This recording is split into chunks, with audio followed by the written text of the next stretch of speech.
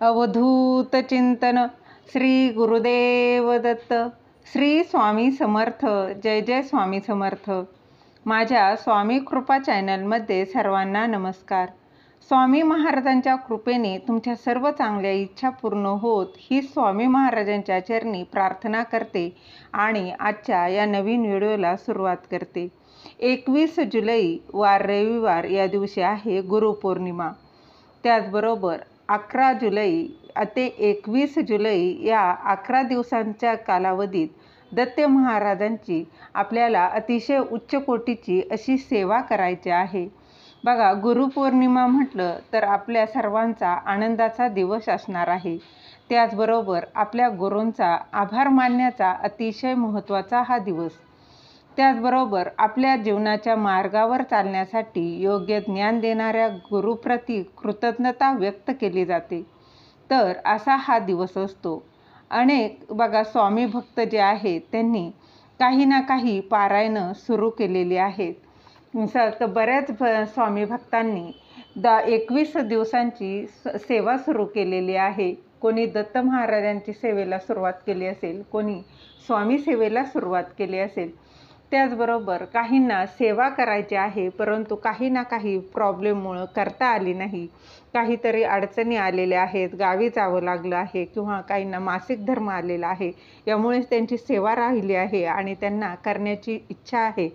त्यांनी या 11 दिवसांची सेवा करायची आहे. तर ती दत्त महाराजांची कुठली सेवा करायची आहे ती जाणून घेऊया. ती जाणून घेण्याआधी तुम्ही माझ्या स्वामी कृपा चॅनलला सबस्क्राईब नक्की करा. बघा, दत्त महाराजांची बघा आपल्याला सेवा जी आहे ती म्हणजे पहिली सेवा. मी तुम्हाला 2 सेवा सांगणार आहे. त्यातली पहिली सेवा ती म्हणजे घोर कष्टोद्धारण स्तोत्र. घोर कष्टोद्धारण स्तोत्राची अत्यंत इतकी प्रभावी ही सेवा आहे ना. तुम्ही जर बघा एका मानसिक त्रासात असाल, संकटात असाल, पती पत्नीशी जमत नसेल, तुमचं जर घटस्फोटापर्यंत जर भांडणं आलेली आहेत, नवरा बायकोंचं जमत नाही, सतत भांडणं होत आहेत, कटकटी होत आहेत, अशा गोष्टींवर अत्यंत प्रभावी अशी ही सेवा आहे.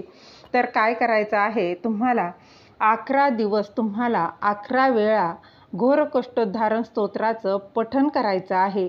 हे तुम्हाला बघा 11पेक्षा जास्त वेळा जरी केलं ना तरी काहीच हरकत नाही, पण कमी वेळा करू नका. जेवढी जास्त कराल ना तेवढं अतिशय उत्तम. 11पेक्षा जास्त करता आलं तर खूप चांगली त्याचं फळ भेटणार आहे. जास्तीत जास्त तर बघा तुम्ही 21 करू शकता, 51 वेळा, अगदी कितीही वेळा तुम्ही हे पठण करायचं आहे. अतिशय उच्च कोटीची ही दत्त महाराजांची सेवा आहे. बघा, 11 दिवस जर तुम्ही 51 वेळा जर ह्या स्तोत्राचं पठण केलं ना तर खूप चांगला अनुभव तुम्हाला येईल.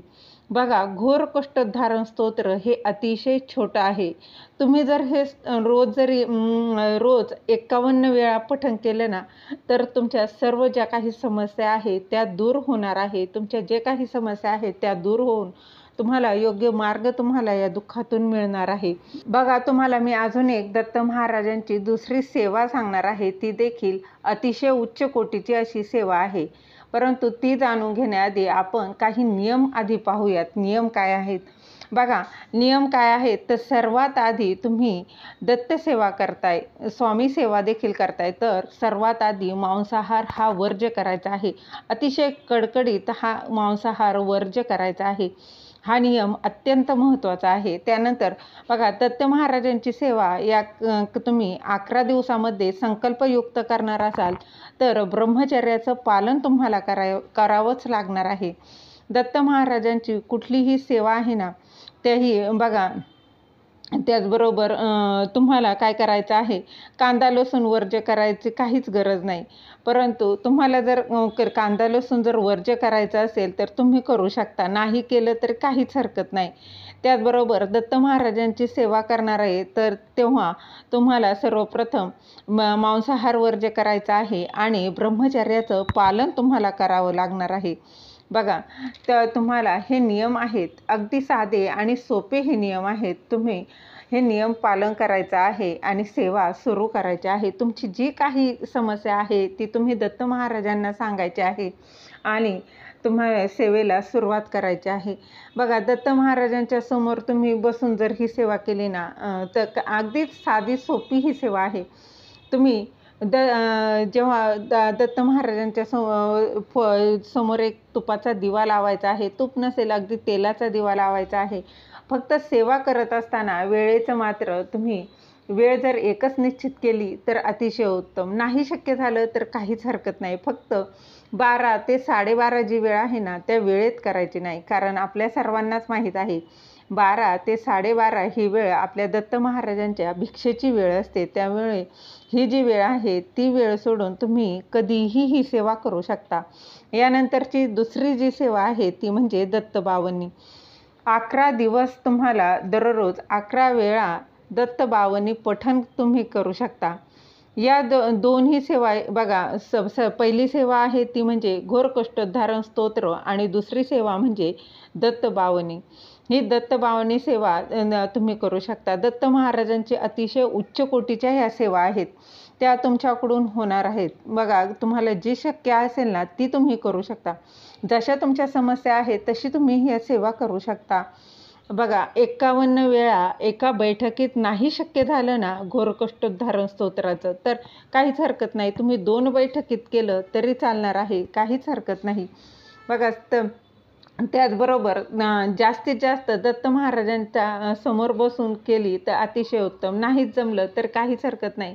अगदी तुम्ही दत्त महाराजांच्या समोर बसून नाही तर तुम्ही काही कारणांनी ते शक्य नसेल तर काहीच हरकत नाही. तुम्ही ऑफिसमध्ये जात असाल, कुठे प्रवास करत असाल तर तुम्ही बघा, दुपारी जेव्हा लंच ब्रेक होतो त्यावेळी देखील पायातील चप्पल काढून बाजूला ठेवा आणि नंतर ही सेवा करा. तुम्ही बसून सेवा करा, उभी राहून सेवा करा, जशी सेवा करणार आहात, परंतु तुम्ही पायात चप्पल मात्र घालायची नाही, हे मात्र लक्षात घ्या. अगदी तुम्ही तुमच्या जे कामाच्या ठिकाणी बसून केली तरी काहीच हरकत नाही. फक्त अतिशय श्रद्धेने, विश्वासाने ही सेवा करा. त्याचे नक्कीच तुम्हाला अनुभव हा येणारच. एवढी ही उच्च कोटीची सेवा आहे. घोर कष्टोद्धारण स्तोत्राचे 51 पाठ करायचे आहेत, हे लक्षात घ्या. ही दत्त महाराजांची खूप खूप प्रभावी अशी ही सेवा आहे. घोर कष्टोद्धारण स्तोत्र ही सेवा अनुभूती देणारी सेवा आहे.